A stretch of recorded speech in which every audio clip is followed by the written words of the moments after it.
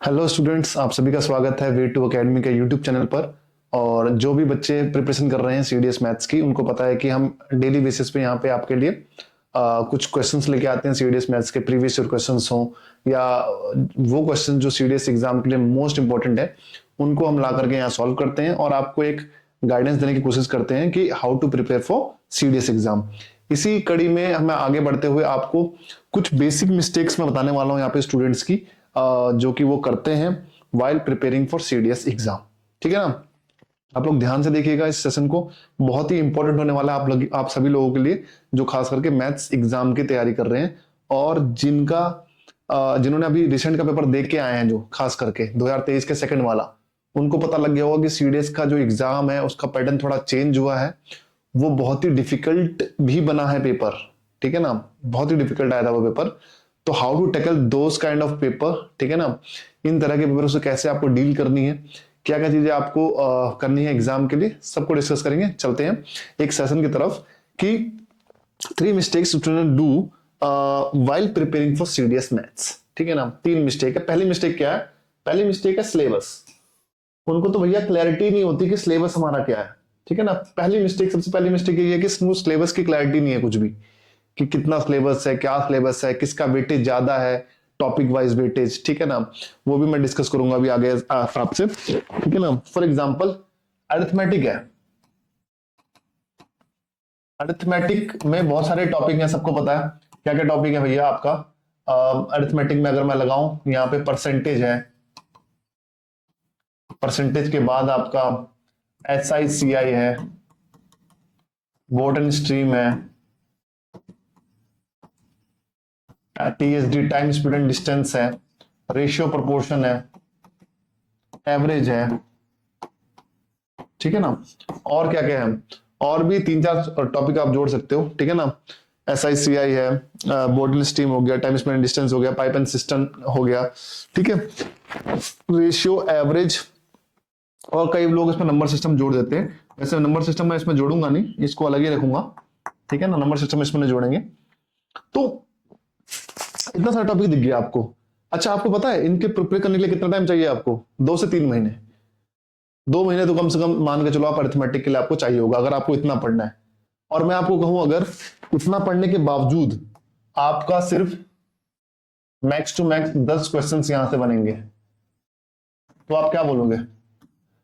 और उसी time period में अगर आप 3 महीने में आपने अदर सब्जेक्ट पकड़ लिया, जैसे एडवांस मैथमेटिक्स में आपका अलजेब्रा हो गया, नंबर सिस्टम हो गया, अलजेब्रा हो गया, नंबर सिस्टम हो गया, उसके अलावा आपका मेंसुरेशन ट्रिगो हो गया, ज्योमेट्री हो गया, ज्योमेट्री पूरा लिख लेता हूं, ज्योमेट्री हो गया, एंड देन मेंसुरेशन हो गया,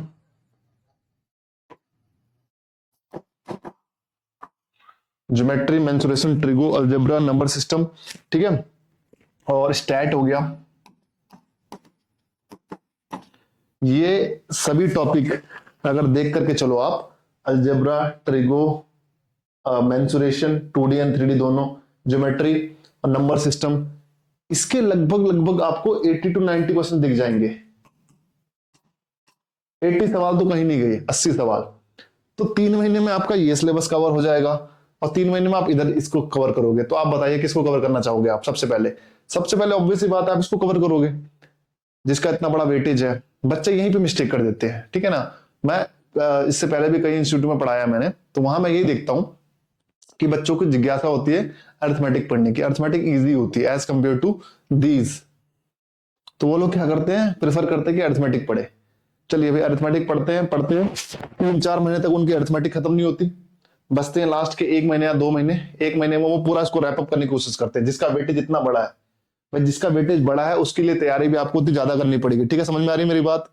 मैं आपको कुछ दिखा रहा हूँ डेटा, मैंने आपके पहले भी सेशन लिया है, यूट्यूब वीडियोस बनाई है इसके ऊपर बेस्ड। ठीक है ना, मैंने आपको वेटेज दिखाया, क्या क्या वेटेज रहता है। ठीक है, तो ये वेटेज पूरा मैं दोबारा बता दे रहा हूं आपको एक बार फिर से, हल्का फुल्का, जल्दी जल्दी। ठीक है ना, वैसे मिस्टेक्स के ऊपर है, सिलेबस के ऊपर नहीं है, अभी पैटर्न के ऊपर नहीं है, अभी मिस्टेक्स के ऊपर है आपके। देखिए ध्यान से, नंबर सिस्टम को भी हटा दीजिए इसमें से, नंबर सिस्टम को इसको हटा दीजिए यहां से। ठीक है, 2023 के फर्स्ट का पैटर्न बता रहा हूं मैं, ठीक। इसको ध्यान से देखो, डिविजिबिलिटी भी उसी में आता है, नंबर सिस्टम में आता है, उसको ऊपर ही रखिए।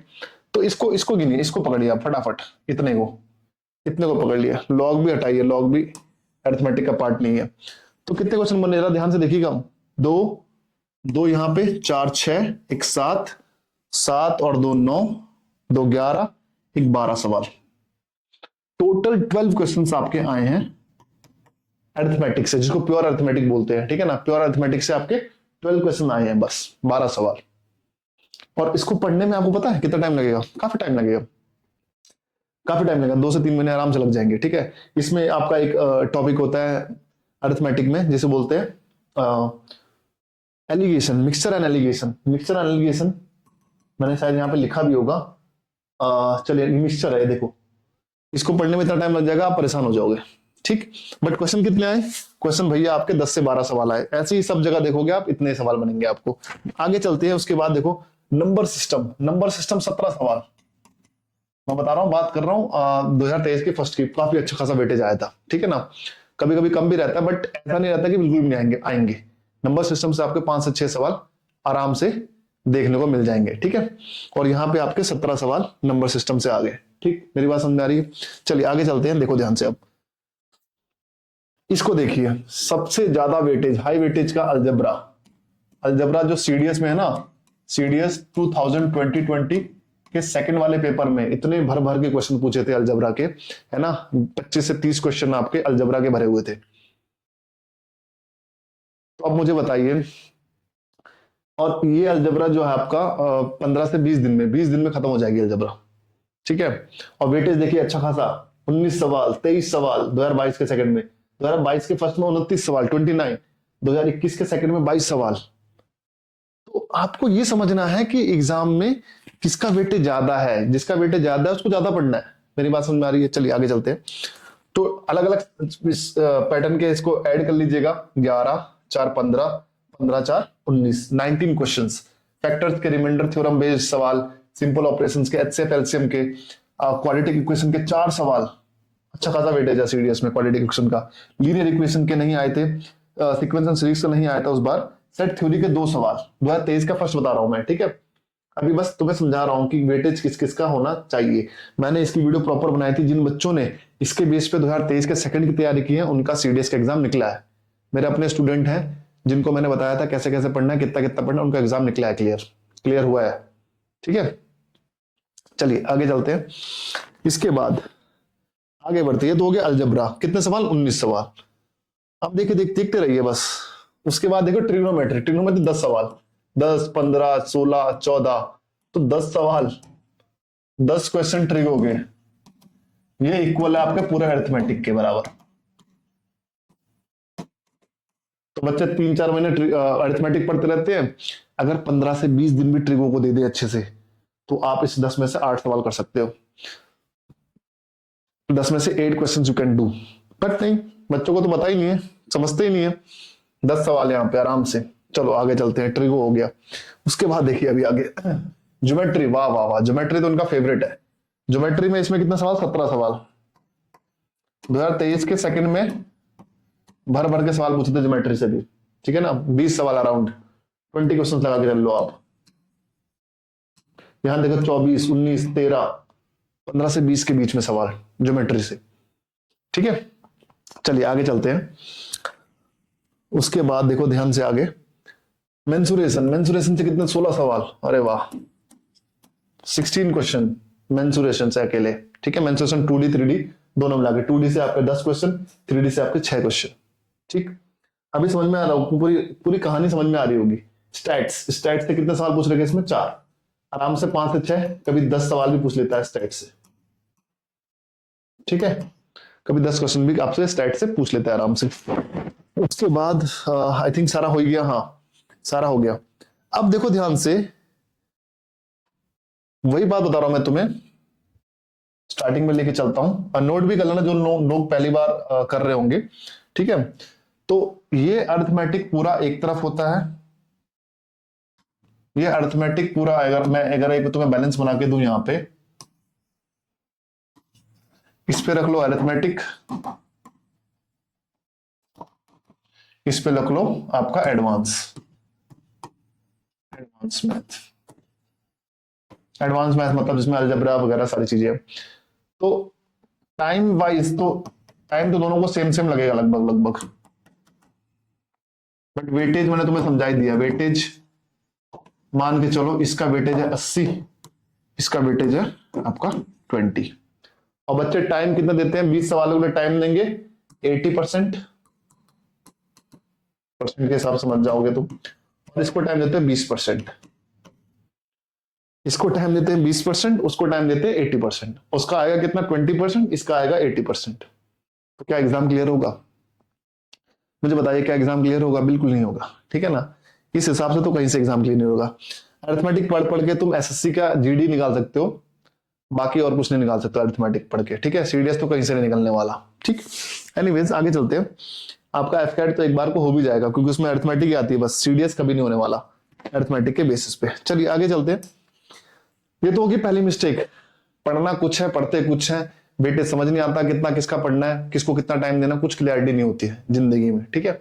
हम लोग पागलों की तरह चिल्लाते रहते हैं कि मत पढ़ो अरिथमेटिक के चक्कर में। अभी आपको पहले एडवांस मैथमेटिक्स पे फोकस करना है, बट नहीं करते क्योंकि डिफिकल्ट है, वो आसान रास्ता लेना है। एनीवेज आगे चलते हैं। अब आते हैं सेकंड वाले पार्ट पे। सेकंड पार्ट बहुत इंपॉर्टेंट पार्ट है यहाँ पे, कैलकुलेशन का पार्ट। भैया वो थ्योरी पढ़ते रहते हैं, थ्योरी पढ़ी, थ्योरी में नंबर सिस्टम पढ़ा, नंबर सिस्टम में भाई रिमाइंडर थ्योरम पढ़ ली, डिविजिबिलिटी रूल पढ़ लिया, फॉर्मेट थ्योरम पढ़ गई, ठीक है ना। बहुत सारी थ्योरम्स पढ़ ली, मतलब ज्योमेट्री पढ़ी, ज्योमेट्री में आपका ट्राइंगल पढ़ लिया,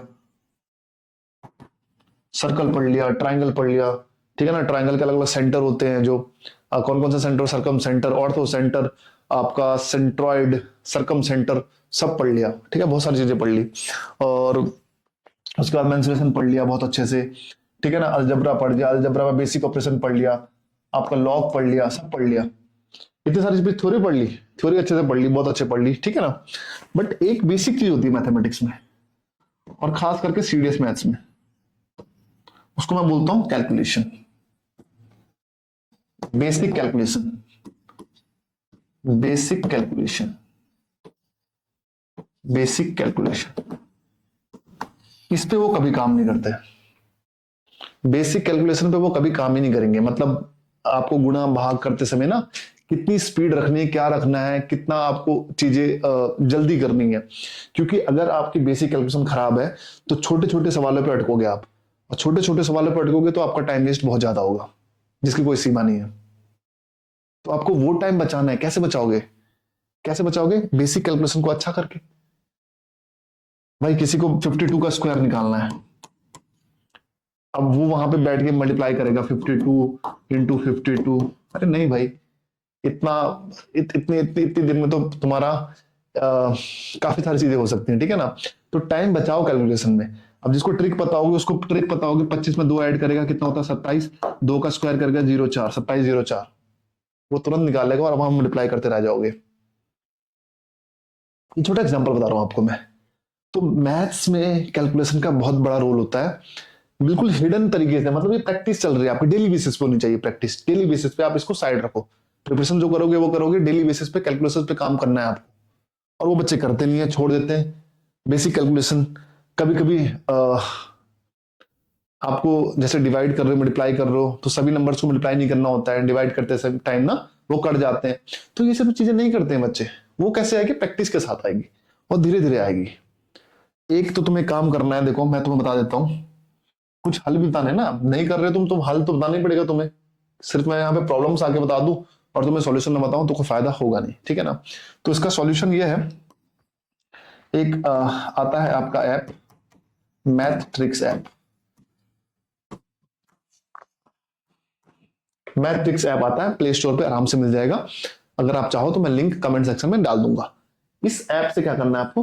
कैलकुलेशन करनी है, बेसिक कैलकुलेशन, उस पर काम करना है डेली बेसिस पे। 10 मिनट सुबह, 10 मिनट रात को, बस 10 से 15 मिनट डेली देने हैं आपको उस कैलकुलेशन पे। उसमें आपको ये सारी ट्रिक्स वगैरह भी समझ में आ जाएंगी, how to use this kind of tricks, ठीक है ना। तो इनका यूज भी वहां पे है। साथ ही साथ आपकी बेसिक कैलकुलेशन स्ट्रांग हो जाएगी। मतलब कभी आपको ऐड करना है 27 + 18 कितना होता है, तो कंफ्यूजन ना हो माइंड में, 27+18 कितना होता है, तुरंत निकल जाता है आपका आंसर। ठीक है, तो आपको काम करना है अपनी बेसिक कैलकुलेशन पे, क्योंकि ये आपका टाइम बहुत सेव कर लेगा, गलतियां होने से बचाएगा। जो गलतियों में टाइम आपका जाता है, सवाल गलत हो जाते हैं। आपने देखा होगा कितने छोटे छोटे सवाल क्या होता है कि घर पे आगे आपके सही हो जाते हैं, बट वहां पे आपका क्या होता है, गलत हो जाते हैं। ठीक है, तो ऐसी गलतियां ऐसी गलतियों से आपको बचाएगा ये बेसिक कैलकुलेशन। इसको नहीं छोड़ना है, ये बहुत इंपॉर्टेंट है, ये फाउंडेशन है आपका। भाई जो ऊपर तैयारी कर रहे हो, थ्योरी वगैरह पढ़ रहे हो, थोड़ा प्रैक्टिस कर रहे हो सवालों की, वो सब आपका फाउंडेशन के ऊपर है, ऊपर की बिल्डिंग है, बट फाउंडेशन का आपका basic calculation for mathematics, it is very important. It will save around 30 minutes. तुम्हारा 30 मिनट्स तक ये सेव कर सकता है आराम से। और 30 मिनट सेव अगर हो गए ना, समझ रहे हो, 15 सवाल आराम से बन जाते हैं, क्योंकि फिर उन 15 सवालों में तो तुम्हारी स्पीड अच्छी होगी। ठीक है ना। एनीवेज आगे चलते हैं। थर्ड मिस्टेक में इतना समझ में आ गया, बहुत इंपॉर्टेंट पार्ट है ये, इसको कर लेना, मैट्रिक्स ऐप पकड़ना, इसमें कैलकुलेशन को ट्राई करना, और कोई दिक्कत होती है तो मुझसे बताना कि सर इसमें दिक्कत आ रही है, ये बताइए मेरे को। ठीक है, थर्ड पॉइंट में चलते हैं। थर्ड पॉइंट, मैं चाह रहा था कि ये सेशन लाइव हो, बट लाइव नहीं हो पाया कुछ टेक्निकल कारणों की वजह से। एनीवेज आगे चलते हैं। अब एक होती है ईगो वाइल आंसरिंग। एक ईगो आता है भाई आपका आंसर करते समय। आप एक क्वेश्चन सॉल्व कर रहे हो, ठीक है, 3 मिनट हो गए, सवाल सॉल्व नहीं हुआ। 3 मिनट हुए, सवाल सॉल्व नहीं हुआ। अब लगे हो, अपने कहा नहीं यार 3 मिनट में बात कर, अब मैं इसको सॉल्व करके ही रहूंगा। 5 मिनट हो गए, अब अपने कहा ऐसे हो कैसे नहीं रहा मुझसे ये, मैं तो इतना अच्छा मैंने मैथमेटिक्स पढ़ा था, मैंने इतनी तैयारी करके आया था, इतनी अच्छी तैयारी करके आया, तो उसके बाद भी कैसे नहीं होगा आंसर, मैं निकाल के रहूंगा। 10 मिनट हो गए,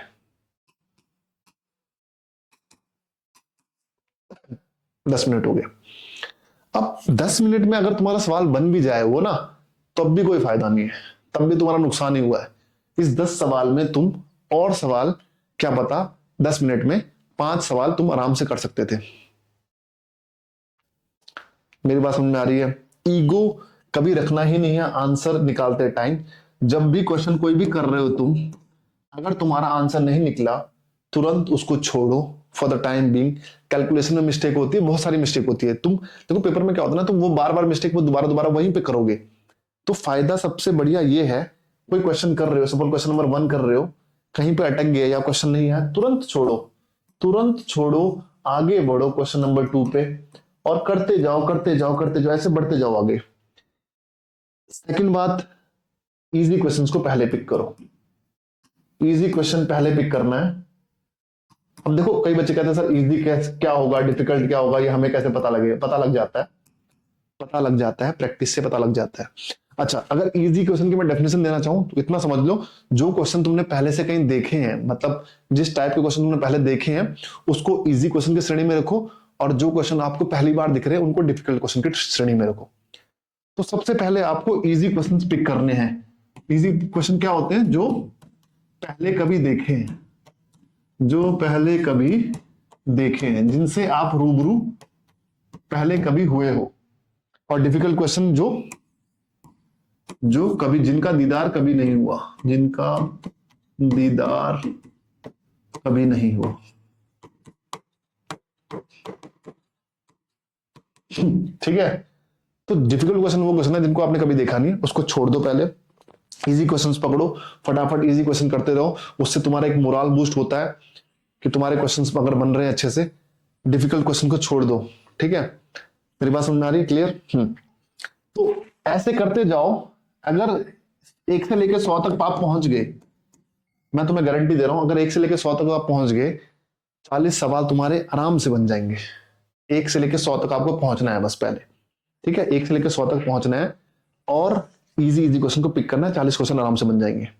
उसके बाद रिवर्ट बैक करना है, उसके बाद रिवर्ट बैक करना है, जो डिफिकल्ट लग रहे थे या जो अभी थोड़ा कम डिफिकल्ट थे ना, थोड़ा कम डिफिकल्ट थे, उनको पिक कर लो।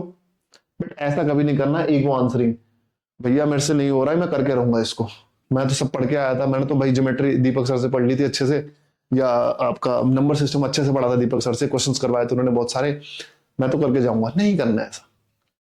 जो क्वेश्चन तुम्हें पहली बार दिख रहा है वो डिफिकल्ट समझो, प्लस जिसमें थोड़ा टाइम ज्यादा लग रहा है उसको डिफिकल्ट समझो, जिसकी कैलकुलेशन में मिस्टेक हो रही है आपसे या आंसर नहीं निकल रहा उसको छोड़ दो, पहले आगे बढ़ो, ठीक है, उसके लिए जगह छोड़ दो प्रॉपर, तो ये चीजें हैं, इन चीजों को तुम अपने अमल में लाओगे। ये 3 मिस्टेक पे अगर काम कर लोगे, पहली मिस्टेक क्या, मैं समराइज कर देता हूं थोड़ा इसको फटाफट। पहली मिस्टेक क्या तुम्हारी, पहली मिस्टेक क्या रहती है, सिलेबस के बारे में कुछ जानकारी नहीं है, वेटेज के बारे में कुछ जानकारी नहीं है। भाई कुछ कहीं पे जा रहे हो आप, उसका खाका तो तैयार करोगे, ब्लूप्रिंट तो तैयार करोगे कि क्या क्या चीजें आएंगी, क्या क्या चीजें मुझे छोड़नी है, कितना पढ़ना है, कितना नहीं पढ़ना है, क्यों पढ़ना है, कैसे पढ़ना है, वेटेज कितना है। बार बार इतने सालों का पेपर उठा के देखोगे कितने कितने क्वेश्चंस बन रहे हैं, ठीक है, तभी तो जाओगे आगे। सेकंड मिस्टेक क्या करते हो, सेकंड मिस्टेक तुम्हारी ये होती है कि भैया कैलकुलेशन पे काम नहीं करते, बेसिक कैलकुलेशन, गुणा भाग करना नहीं आ रहा है, फ्रैक्शन का सम करना नहीं आ रहा, फ्रैक्शन का मल्टीप्लिकेशन करना नहीं आ रहा, ठीक है, ये सब चीजें नहीं आ रही तुमसे। और पेपर में फिर क्या होता है, क्वेश्चंस इजी क्वेश्चन भी डिफिकल्ट लगने लग पड़ते हैं और तुम्हारा आंसर निकलता ही नहीं है। आई होप आपको एक चीजें क्लियर हो रही होंगी। उसका सोल्यूशन दिया है तुम्हें मैंने, मैट्रिक्स पे जाओ, इस ऐप पे जाके कैलकुलेशन को काम करो, कैलकुलेशन को स्ट्रांग बनाओ and then come to me कि आपका एग्जाम हुआ कि नहीं हुआ। मेरा एक स्टूडेंट था, उसका सीडीएस 2023 का सेकंड वाला एग्जाम आराम से क्लियर हुआ, मैथ्स में अच्छा करके आया वो, 40 के राउंड किए, 30-35 के राउंड सही हो गए, 35 के राउंड, और ओवरऑल उसका स्कोर अच्छा था, उसने क्लियर कर लिया। कई बच्चों का क्लियर ही नहीं हो पाया, ओटीए निकला बस, कई को तो एग्जाम निकला ही नहीं फिर। एनीवेज, इस पे काम करो, ठीक है। और थर्ड मिस्टेक क्या करते हैं, ईगो आंसरिंग, ईगो आंसरिंग, या कुछ पता ही नहीं है, मतलब शुरू से आपको, कई बच्चे क्या करते हैं, पेपर पकड़ लेते हैं, शुरू से करना है 1 से लेकर 100 तक, पहला भी करेंगे, दूसरा भी करेंगे, तीसरा भी करेंगे, ऐसे करते करते वो 20 तक भी नहीं पहुंचते, 20 से 25 30 तक भी नहीं पहुंचते सवाल, 1 से लेकर 30 तक नंबर में बता रहा हूं मैं। और वहां पे अगर डिफिकल्ट क्वेश्चन है, पेपर में हर तरह के सवाल होते हैं, डिफिकल्ट, इजी और मॉडरेट। तो पहले इजी को पकड़ना है। इजी में पता लगा आपका 99 नंबर पे है, अगर आप 1 से 30 तक क्या अटक गए, तो 99 नंबर वाला सवाल कैसे तक हो गया। तो आपको सवालों को देखना है स्टार्टिंग से लेकर लास्ट तक। इजी क्वेश्चन वो है जिनका दीदार पहले हो चुका है, डिफिकल्ट क्वेश्चन वो है जिनका दीदार पहले कभी नहीं हुआ, आज पहली बार हो रहा है, ठीक है। ये डेफिनेशन सिंपल सी डेफिनेशन है, ठीक।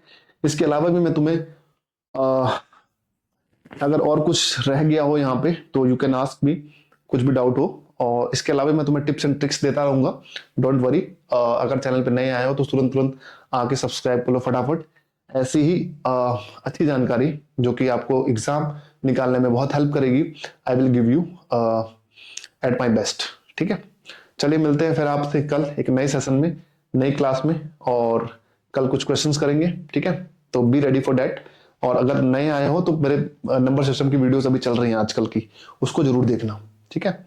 चलिए मिलते हैं नेक्स्ट सेशन में, बाय बाय, जय हिंद।